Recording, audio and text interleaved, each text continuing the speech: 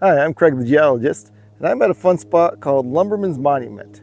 It's right on the Ausable River, not too far from where I live.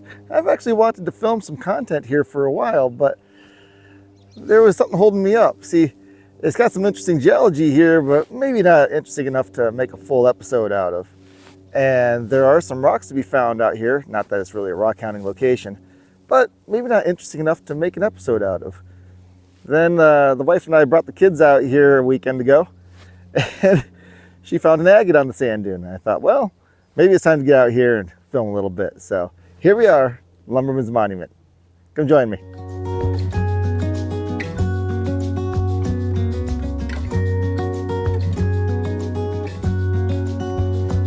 Lumberman's Monument is a national forest site dedicated to the lumbermen who worked this area for about 100 years. And it's worth noting that the forests just outside of this park are still harvested for lumber to this day. It is a fun place to bring the family. There are activities for the kids. There are, and this is the favorite here, these fake log jams, these giant lumber piles here. There's only two of them. There's one simulating a log jam here, and there's one simulating a orderly pile of logs. But the kids absolutely love climbing on them, and to my knowledge they're allowed to climb on them. Kids have been doing it since I was a kid. I used to come here back in the 80s and go climbing on this very same pile, so it's fun to bring my kids here and let them do the same. In the summertime they do have tools out, and you get to use some of the lumbering tools. In the off season they don't bother putting those out. As you can see, they also have a gift shop that's open in the summertime also, and apparently in the spring as well. The view over the Ausable River here is quite beautiful as well, although this is the worst season to come visit. This is spring and the leaves have not come back yet. In the summer everything is lush and green and beautiful. People often come here looking for bald eagles. In the fall the colors are spectacular, and even in the winter when everything's frozen, it's a beautiful scene from here. Right now, it's beautiful water, beautiful sky, but the trees look dead just because they haven't got their leaves back yet. There are several trails you can take from here.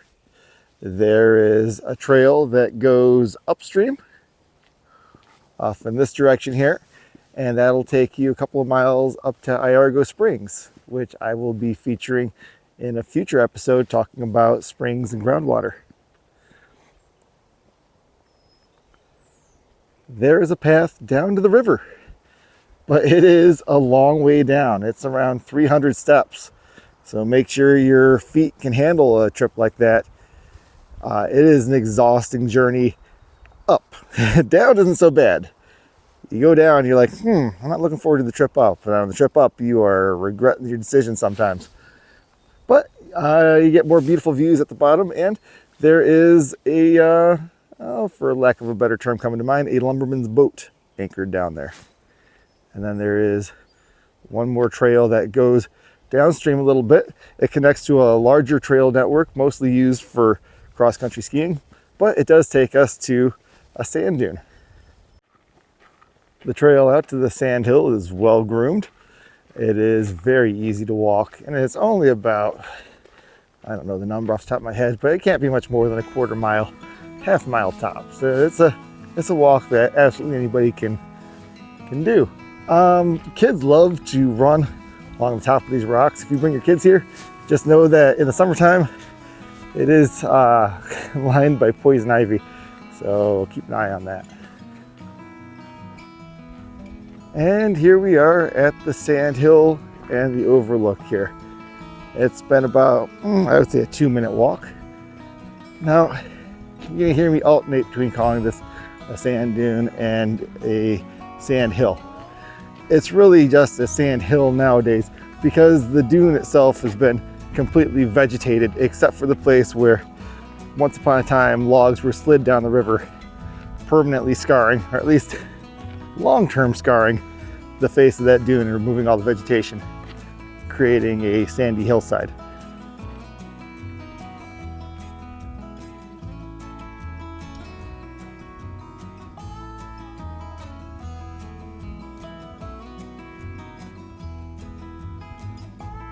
The sandhill / dunes is located just right here, and there is a sandy path that you can take that'll take you right into them.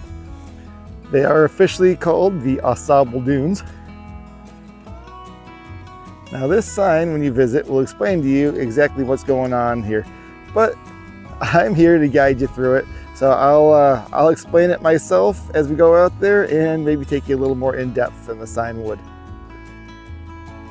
Lumberman's Monument and the Ausable Dunes are just as beautiful from the sky as they are from the ground. And while we enjoy that, let me tell you how to get to this place. Lumberman's Monument is located in Iosco County, Michigan, right on River Road, about equidistant from Oscoda and Tawas. There's ample parking, and as you saw earlier, there are facilities there, so it's a pretty convenient place to visit. Cook Pond is a very large dam on the Ausable River and is very popular with boaters in the summertime. Although this time of year, it's a bit chilly to be out there. Iargo Springs is located just 2 miles upstream from where we are, so it's kind of just visible in the background.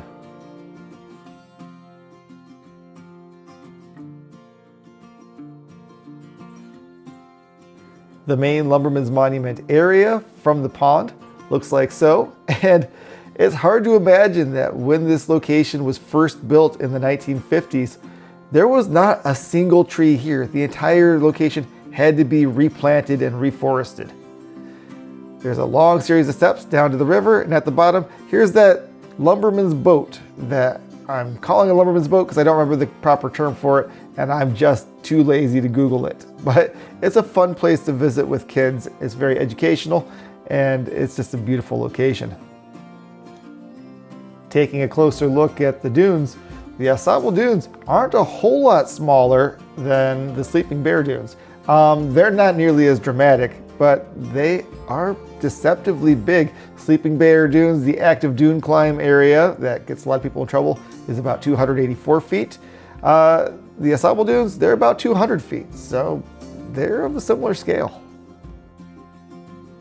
Well, let's head on out there. The trail onto the dunes is a very easy one. Now, there used to be a nasty branch at waist level that you had to decide whether you're going to limbo under or high jump over.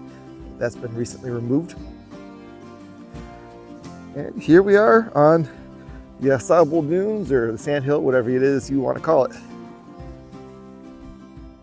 Now, the origin of these sands actually came as quite a surprise to me when I first learned about it a couple of decades ago.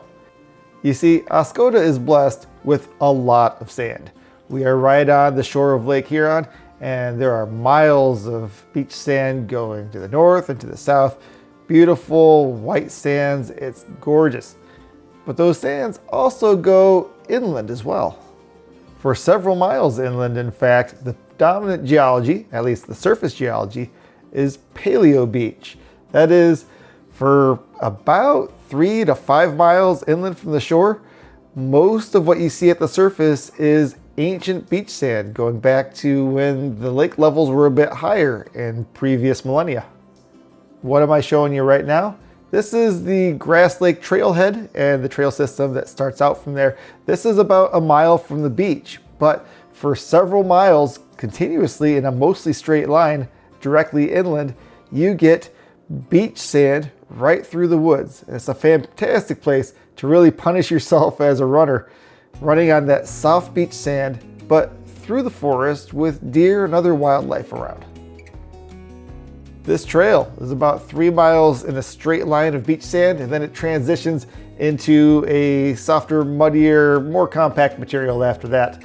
I tried to get a sense of just how extensive the sand is out here with the drone, and I feel like I kind of failed, but hey, it was worth a shot. But anyway, I kind of just assumed that this beach sand continued all the way out there, and that's what created those dunes. But it does not go that far out. The dunes are a whole separate beast entirely. Now, as the sign was explaining, about 15,000 years ago, I would have guessed around 10,000, but this sign was written by MSU. I'm assuming somebody who actually did research here, which I did not, found the actual date. About 15,000 years ago, this would have been the edge of a massive glacier. Those ice sheets were about 2 miles thick that sat atop Michigan. And there was an enormous glacial lake here. Now, there's a lake here today. I keep calling this the Ausable River, but this river is dammed here. This is Cook Pond. But yeah, there was an enormous lake right here, and the glacier was dropping its sediments. Just above the lake was a glacial sand dune. So as wind blew across the area, and you have to imagine there would have been a lot of wind, because guess how many trees and forests there are to block the breeze in a place that's just been bulldozed by a 2-mile thick ice sheet. So you got to imagine there were definitely some powerful winds blowing through, and it would kick up those glacial sediments that were dropped, and the sand would blow uphill, or at least it would create hills and then it would blow uphill, and you end up with dune material up here and lake sediments down below.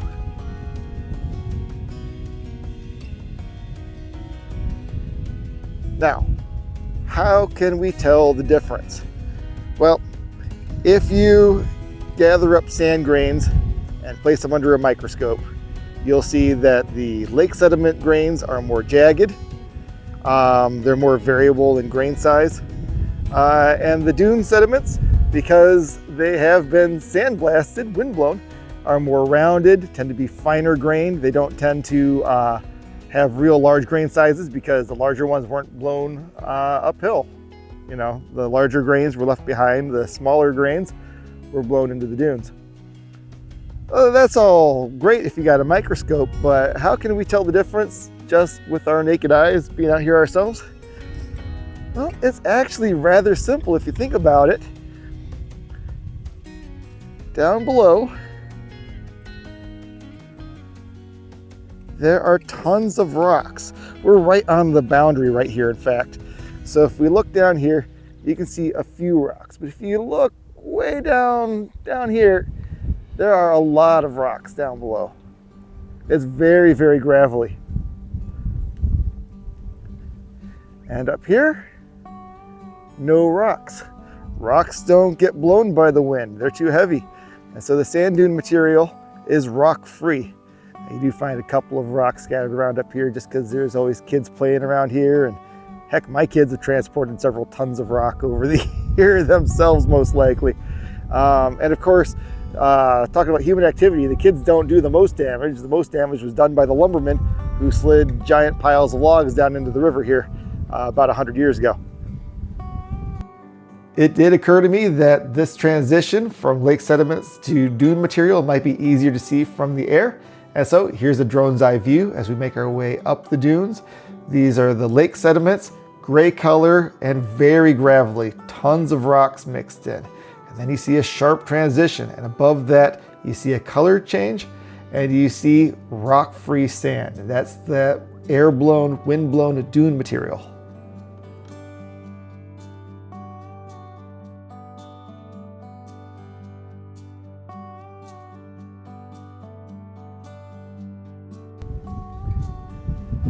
Well, right here, this path really kind of straddles that boundary between the dune sand on the right. And you can probably notice how soft and rock-free this trail is. So we are actually on the dune sand here. And the lake sediments, which are a bit grayer, there is a color difference, and far rockier down below. So we're gonna go check out what rocks are on offer here.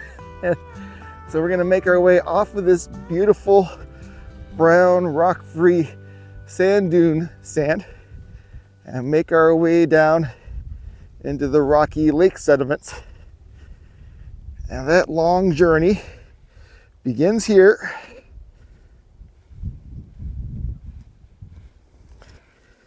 and if we wanted to, ends here. Now it is a long way down to the bottom. It's not as dramatic as Sleeping Bear Dunes, but I don't want to go all the way down there. My kids like to run all the way down and run all the way up, and I'm in awe of how much energy they have. I imagine I must have had energy like that as a kid. I don't remember being that energetic. But in a spot just like this is where my wife sat down and started picking through rocks and found herself an agate. So let's see what we find here. Now, I was thinking maybe I would set up my tripod here and get some film of me picking up rocks, at least some B-roll or something like that.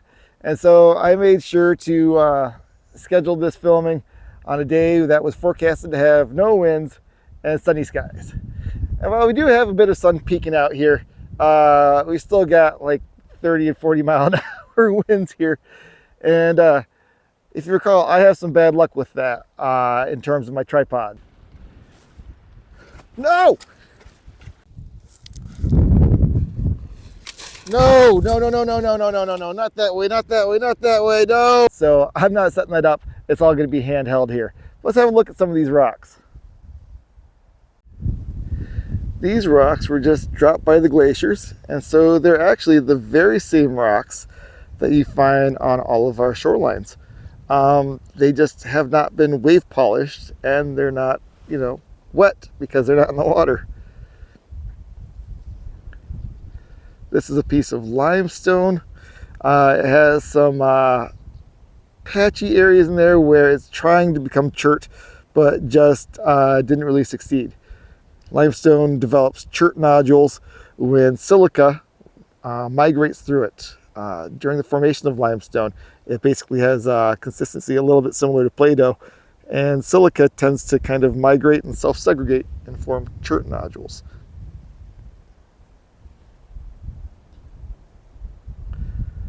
This is another piece of limestone. There's some pockets in here, which makes me think maybe a bit of fossil material in there. Yeah, I don't think that's random patterning in that. Might be a bryozoan trying to peek through. Of course, there's lots of visitor rocks. This would be something that came down from Canada. This is probably, I think I would call that nice. Could be more of a granite. Here. Oh, that's kind of pretty. I think that's another limestone with some fossil material in there. What those fossils are, though, off the top of my head, I couldn't tell you. I know my basic fossils pretty well, but I'll be the first to tell you, I'm not a paleontologist.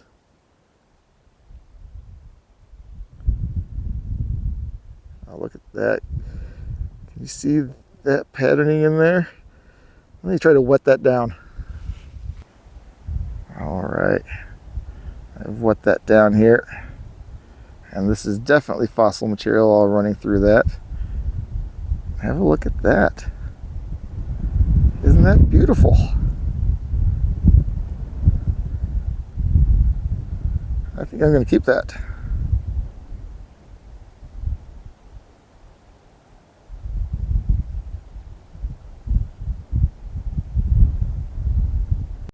Now, I'm going to leave my bag behind and just walk around a little bit and pick up random rocks, talk about them, and decide if I'm going to keep any of them. Well, that's the same one I picked up before. There's your sign that I've got to move on.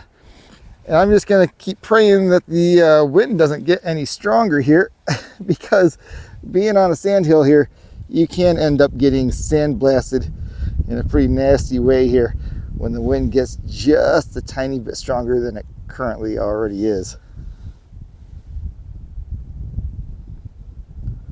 That's interesting. A little bit of pink in that. Wonder if that's a quartzite. I would have guessed maybe a limestone or something dirty, but you don't get pinks like that. It's got to be a quartzite.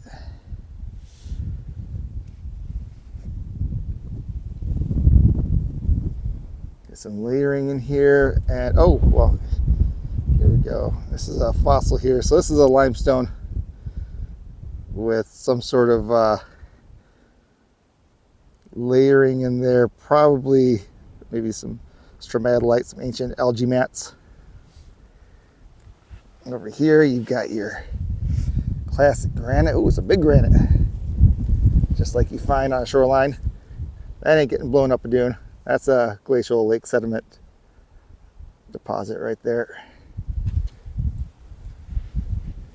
We have here, we got another quartzite. This one's got some beautiful purple in it. Of course, the sun went away just in time for that.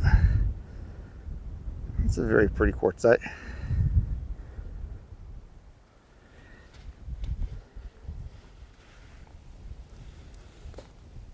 Let's see here.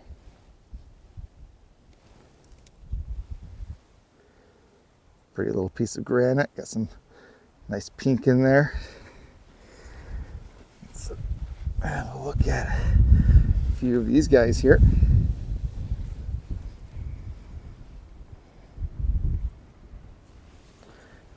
Nothing terribly exciting in this little patch here, I think.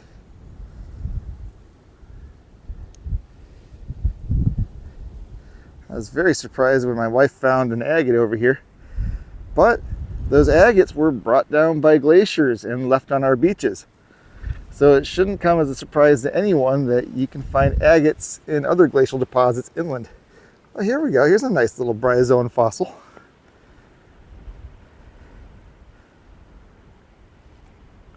There you go. It's beautiful. I got a bunch of these guys at home. You can find a lot of them at Rockport nearby. So I'm going to leave this right here. If you want to come out here and take it home for yourself, you're welcome to. It's right next to a granite. And what's this? That's an interesting little piece. Up here we've got, that's probably a crinoid stem. And then we got maybe a piece of brachiopod there. Maybe it might be a weird angle on a piece of coral. It's hard to say. Seems to be a lot of bryozoa out here though.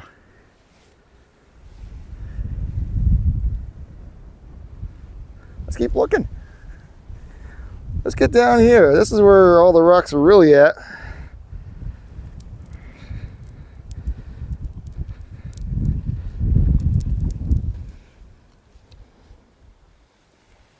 Ooh, a stripey.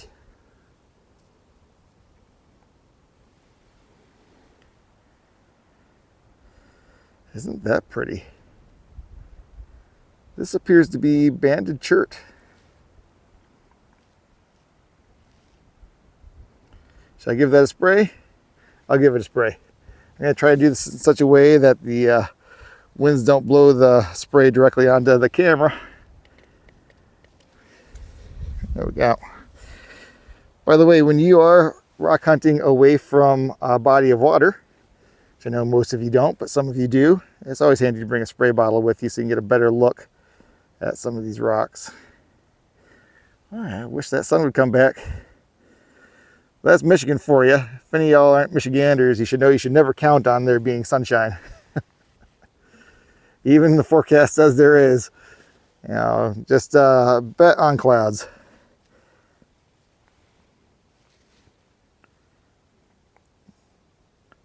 This very dark colored rock is another limestone. Limestone is the dominant rock out here. The geology around here is a limestone geology, generally speaking. There are some other units, there are shales and some other stuff, but it's a limestone dominant geology out here.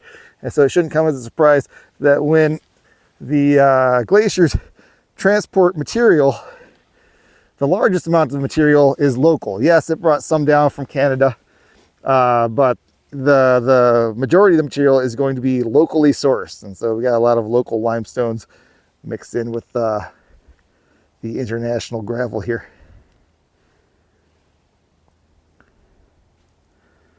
Another piece of chert.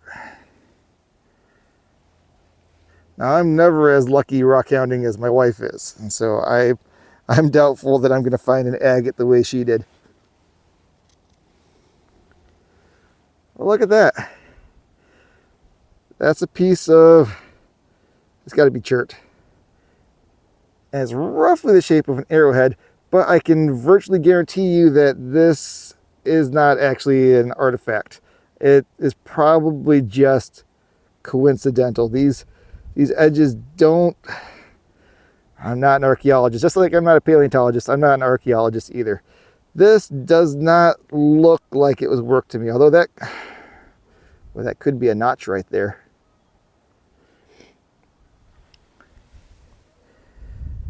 That little notch is getting my attention, but I just don't see enough evidence that this is an arrowhead or other type of tool to think, okay, that's an artifact.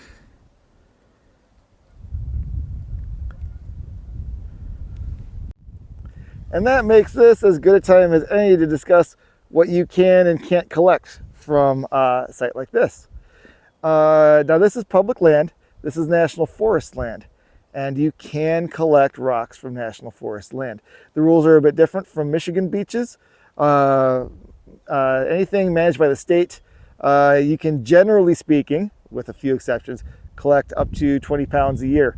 From national forest lands, that is federally managed, but this rule applies nationwide in the US.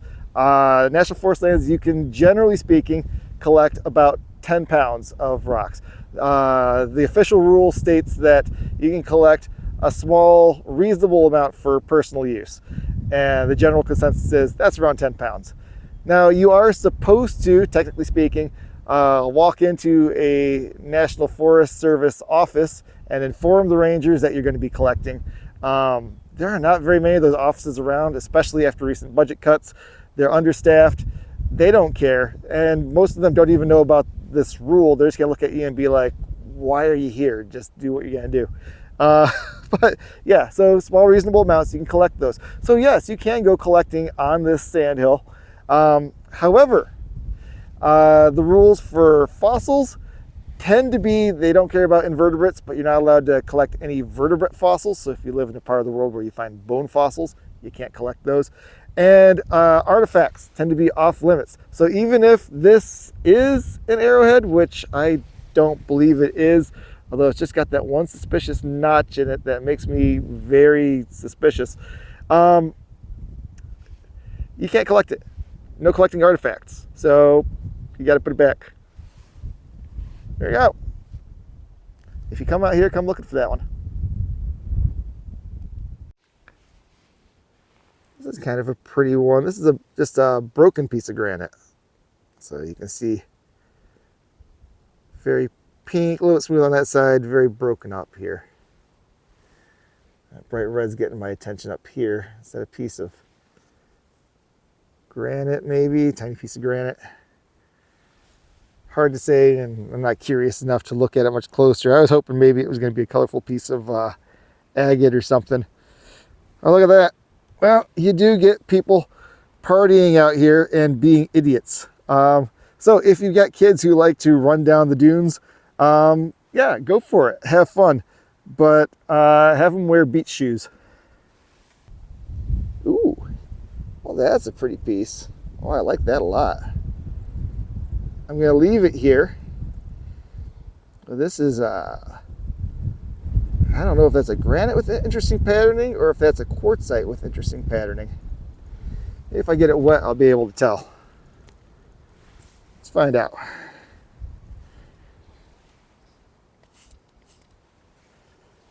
Well, that really changed the look of it significantly. Not so much the coloring, but I can see the crystal nature of the rock a lot better. So this is definitely a granite. But boy, is that a pretty one. But, you know, being a geologist, I've got so many thousands of pounds of rocks at home.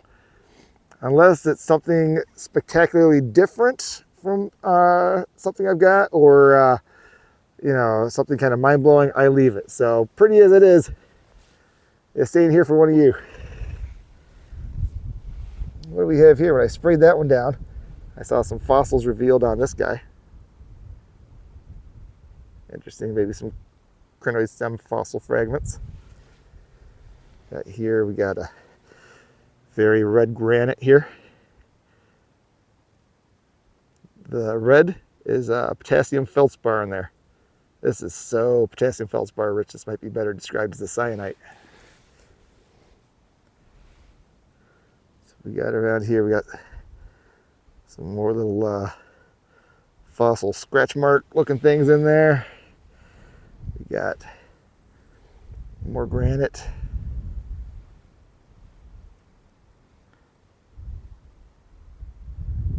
What's that? That's awfully pretty and pink. I picked that up hoping for maybe agate. I don't think that is. I think maybe quartzite, or maybe it's a tiny fragment of granite where you're just getting a crystal or two. Let's keep looking. What we got here, we got chert. That brown color is very typical for the chert in our region. Chert's pretty much always going to be either gray or a nice deep brown like this. Those tend to be our Great Lakes colors for the chert.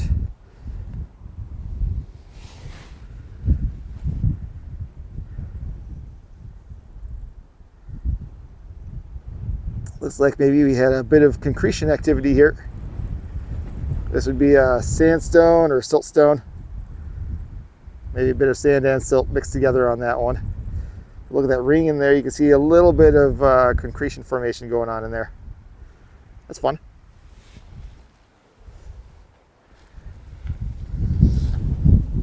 Here's another piece of chert. If we saw the deep brown before, here's your classic gray chert. This is the kind of stuff that likes to form inside limestones as nodules. And it's a material that the Native Americans used to use for creating tools.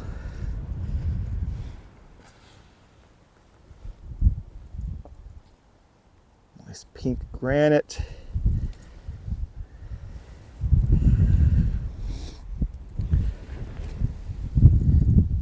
Ooh, we got a gneiss here.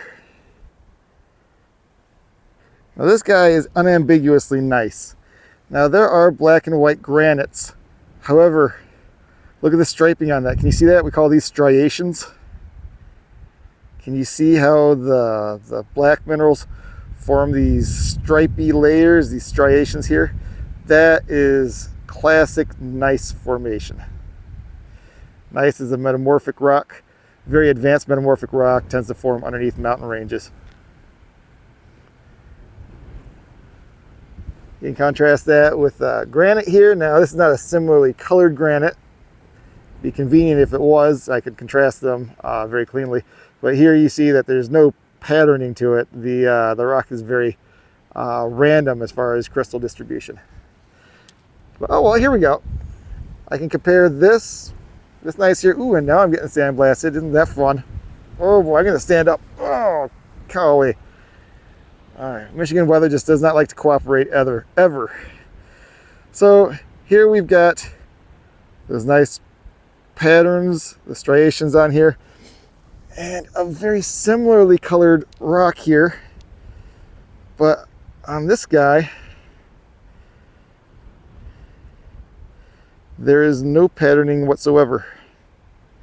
It's a little bit harder to tell for sure because it's so much smaller than the other. But this is a granite here.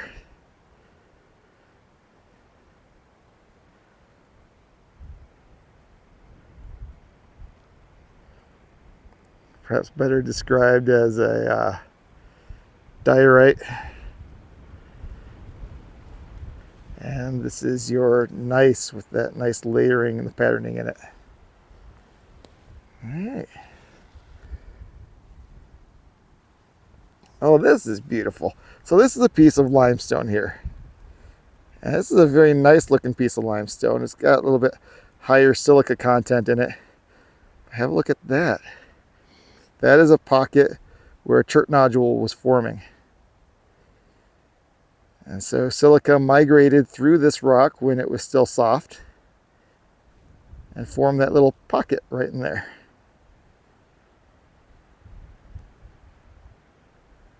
Isn't that cool? We got a layered rock that's falling apart here. This looks like it's probably a shale. Shales don't hold up very well. If it's not actually a shale, it's a very shaly siltstone. Shales tend to be very friable, very layered. They break right apart just like so. We'll call that a shale. That's shaly enough for me. What else can we find out here? Boy, the wind is strong enough that I can taste the grit between my teeth. Oh, have a look at this. Have we got a bit of pudding stone here? This is a quartzite metaconglomerate.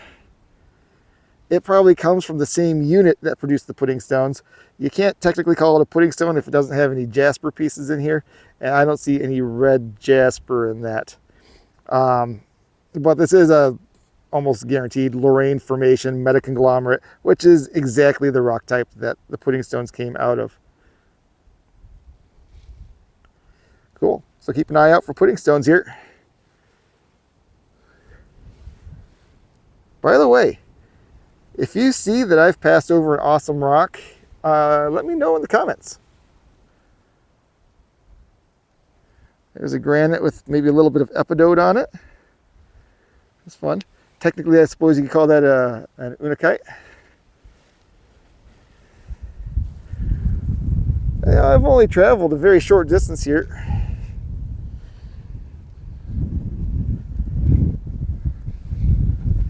Let's have a look over here. Anything interesting here? We got a pretty cool looking granite again, a little bit of pink. I do like the pinks and purples that show up in some of these granites. That's a very pretty granite again. Oh, and look at that granite here. All that pink K-spar in there and that stripe of green epidote running right through it. You definitely call that an unakite.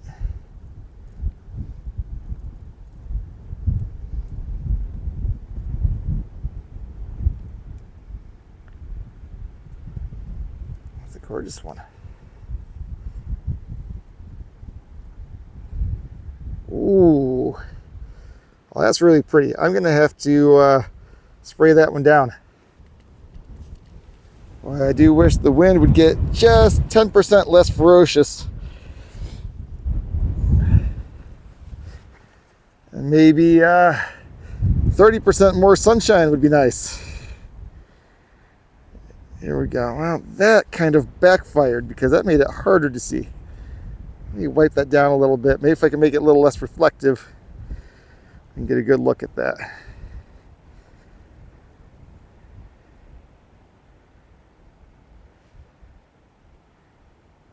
This is a banded iron formation, and a really pretty one at that. Isn't that a beaut? I take that home for my wife's rock tumbler.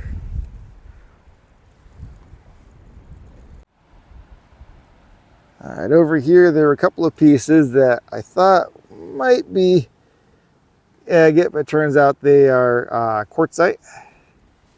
There's another piece I set down just a moment ago, and I don't know if the wind blew it away or what. Let's make our way back up towards my bag a little bit and take a look at some rocks along the way. Ooh, that's a pretty piece of quartzite. Well, that's gorgeous. Just a bit of pink clinging on there.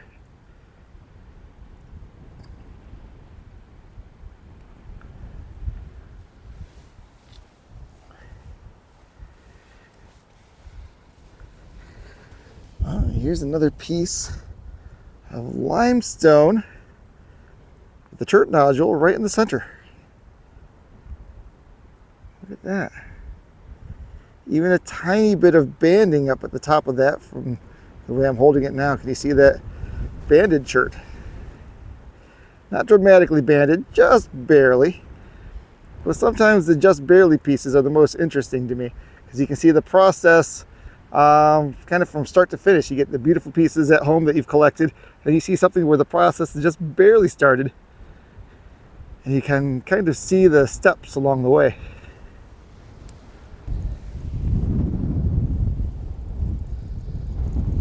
Beautiful piece of syenite style granite here. Syenite is different from granite, but for our purposes as casual rockhounds, we can treat them like they're the same. Ooh, I started to think maybe this is a bit of agate, but it is a broken piece of granite here. Lots of granite. Probably better described as a diorite than a granite for that piece. Diorites and granites form the same way, they just have different mineral compositions. And I am getting grumpy about this wind. It is blowing sand into my eyes, into my mouth. It can't be great for the equipment. I am just about done here.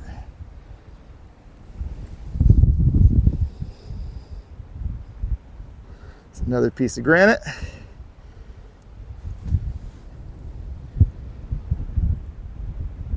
Piece of quartzite here. You can see the relic quartz grains still in there from the sandstone it began as. The quartzite is a sandstone that's undergone metamorphism, causing the sand grains to fuse together. And you get some where the sand grains are so fused together that you can't see them anymore. You get some that have only just undergone the process a little bit, and you can see them very easily. Well, that's a pretty piece. This would be a maybe a nice, could have come from a migmatite, although on this small scale you really can't tell the difference.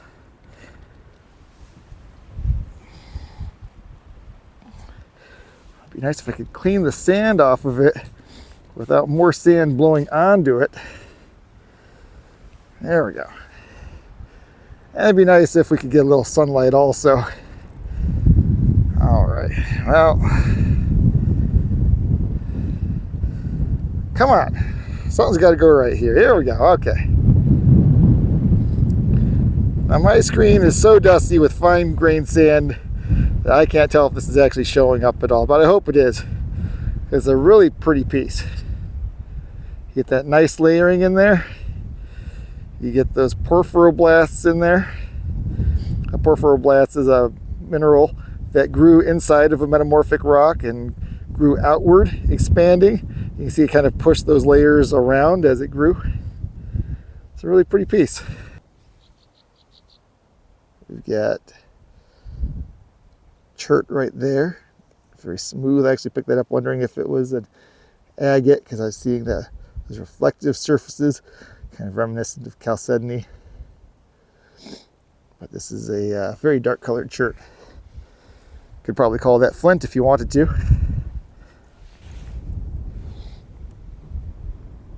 Another limestone with all these fossil fragments, kind of look like rhabdolites.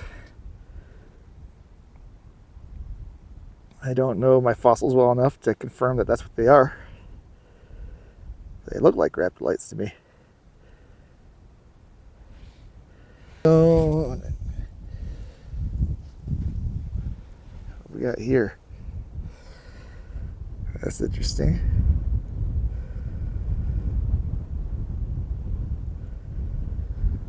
This appears to be a volcanic rock, but it's got this big clast in it, which suggests to me that this might be a pyroclastic rock. This might be a rock that was deposited during an extremely violent eruption, similar to the kind of thing you see happening at Mount St. Helens back in 1980. It's a volcanic rock with all these amphiboles. It's got these black minerals that came up with the magma, and then you have this white clast of what looks like quartz. It looks like a quartz cobble. It just got blasted out with it. You wouldn't have that just sitting in the magma down below the surface. So yeah, this is an explosive volcanic deposit. Probably a dacite is what we would call that, or maybe an andesite. Probably more andesite. It's awfully dark colored.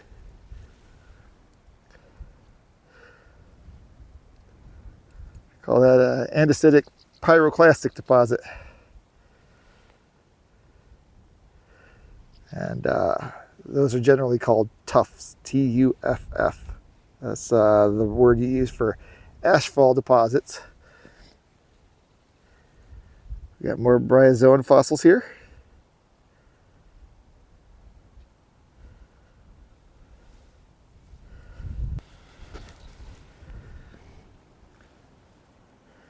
That's a granite with a little bit, probably there was a vein of material coming along the edge of that rock that mostly got worn away, just a little bit preserved.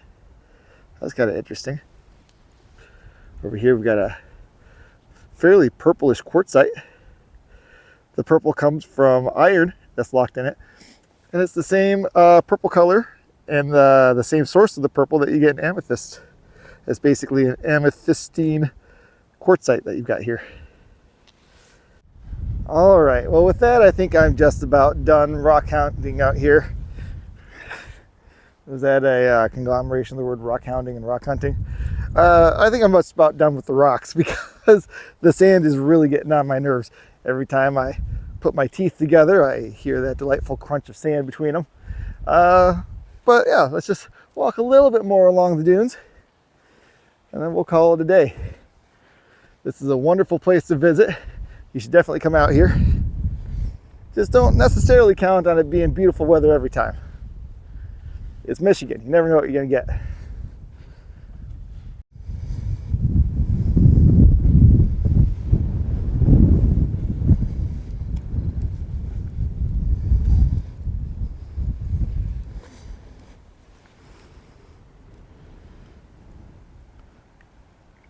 Oh, would you have a look at that? Now that could be granite, but I think, now that looks like jasper. This is the tiniest piece of pudding stone, and this pudding stone is 80% jasper clasp. Jasper clast. I don't know if it's tiredness or just sand in my mouth that's causing me to misspeak now. And about 20% quartzite.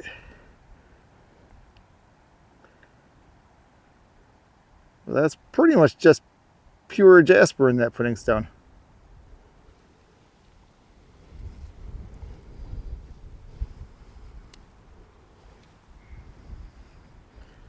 We have what's probably a quartzite. I'm seeing layering in that. It's probably a just barely fused sandstone. Let's have a look. Yeah, maybe I'd call that more of a siltstone. My goodness. I think I might be seeing crossbedding in that, so that's kind of interesting. Well, that's a lesson for another day. Keep watching my channel. Eventually I will teach you about crossbedding. Basically what you're seeing are river flow directions or preserved wave ripples from underneath a lake surface. By the way, this is proof that, like a lot of you guys, I just can't help myself, because about 10 minutes ago I said, well, I'm miserable, I'm done. And yet here I am in a different patch, just a few feet over, but continuing to rock hound, because I thought, well, I can't just walk right by this without having a quick look. What have we got here? Well, this is a real interesting piece. This, I'd say, is chert, but it's got a lot of red in it. That's jasper. Wow. All right, well, this is a take-home piece. A piece like this could have agate inside, although it's very, very unlikely. You wouldn't know until you've sliced it. I am seeing some features on it that make me think this could be agate. Let me wet this. Can I see anything dramatically different in this? Not really. I was hoping maybe there'd be some features that would stand out more and maybe scream agate at me. I'm not seeing that. But if one day I ever find the time to actually do some rock cutting, I will cut this open, and if it's an agate, I will share it with you. By video. You can't have a piece. Well, wouldn't you know it, I couldn't help myself. I'm going to cut it. So, this is the before. You can see it's a nice flat piece, kind of tile shaped, which is convenient considering the saw I'm going to cut it on. Is it an agate inside? Well, I can't tell. My thought is probably not. I'm placing the odds of there being agate inside at around 30 or 40% here. Let's find out together though. All right, well, let's see about cutting this sucker.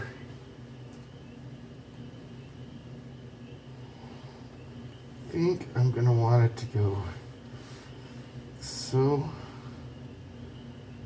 across there. Yeah, I'm gonna want it like that. So there, okay.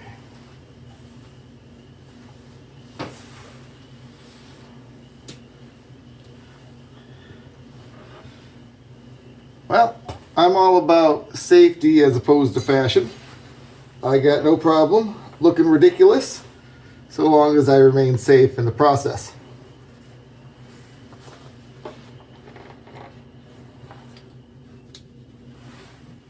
And I value my ear protection, so here we are.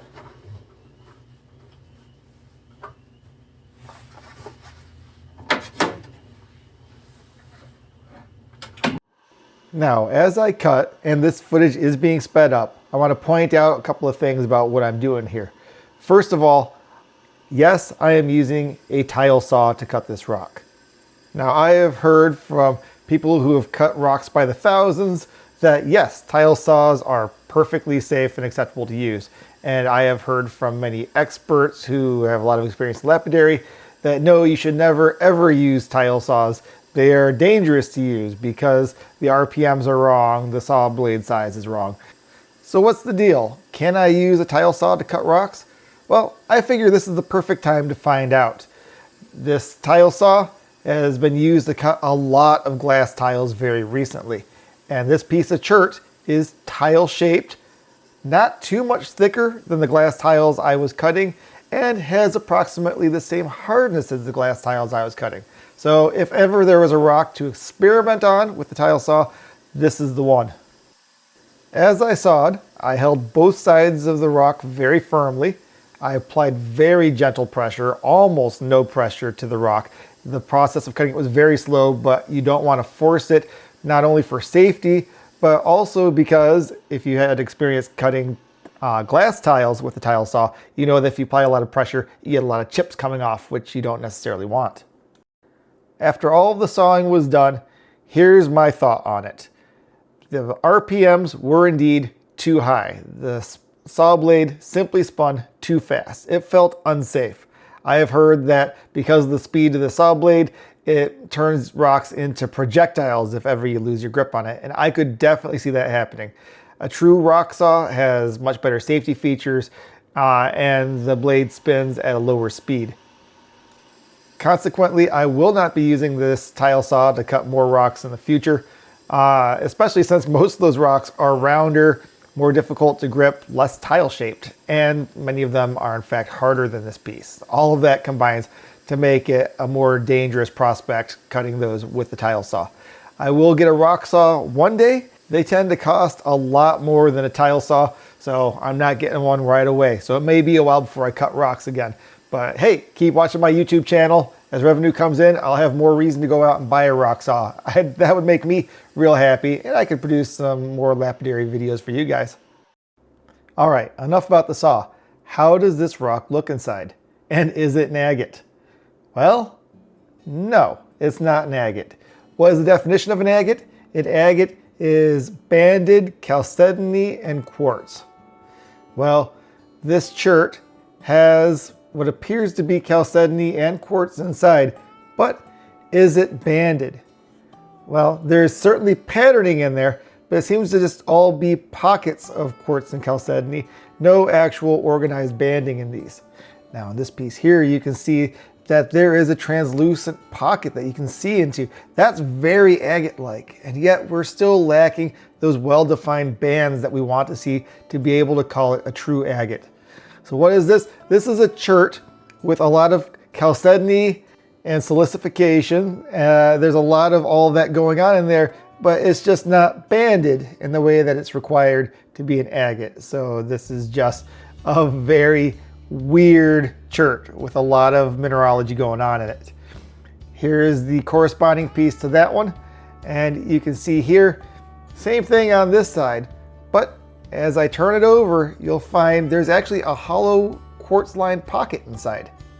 So how gorgeous is this piece? Honestly, I like this better from a scientific point of view than an agate. Maybe it's not as beautiful as an agate, but nerding out as a geologist, I really love this piece.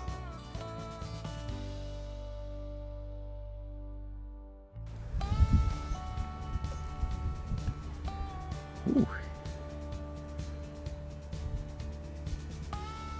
We got some either stromatolite or maybe stromatoporoid layering in that limestone there. These are fossil stromatolite or algae beds. Stromatoporoid are fossil sponges. They both create a layered look in limestones. Here's one. That's a crinoid stem segment that's really jumping out at me there.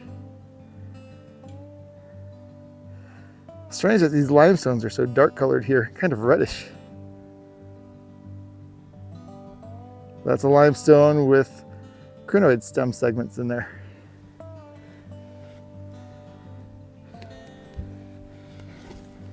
Crinoids, by the way, are ancient stalked organisms that still exist today. Now, the same species of crinoid that you find in our fossils are not the ones that are alive today, but they do bear a passing resemblance.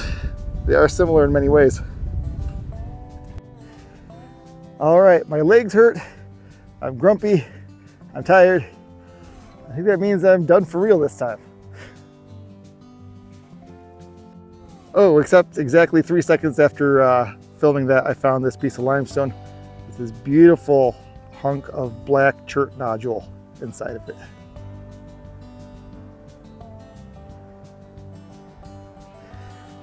Okay, seriously, I have to stop looking down, or I'm never gonna get out of here. And with that, I'm going to make my way out for real. Thank you for joining me at Lumberman's Monument and at the Ausable Dunes. We found a lot of great rocks, including a spectacular piece of chert, and we learned a lot about the way the glaciers have deposited sediments here and how you can tell the difference between lake sediments and dune deposits. I hope you learned a lot in this video and that you had fun doing it, and I hope you'll join me next time. Until then, have fun out there.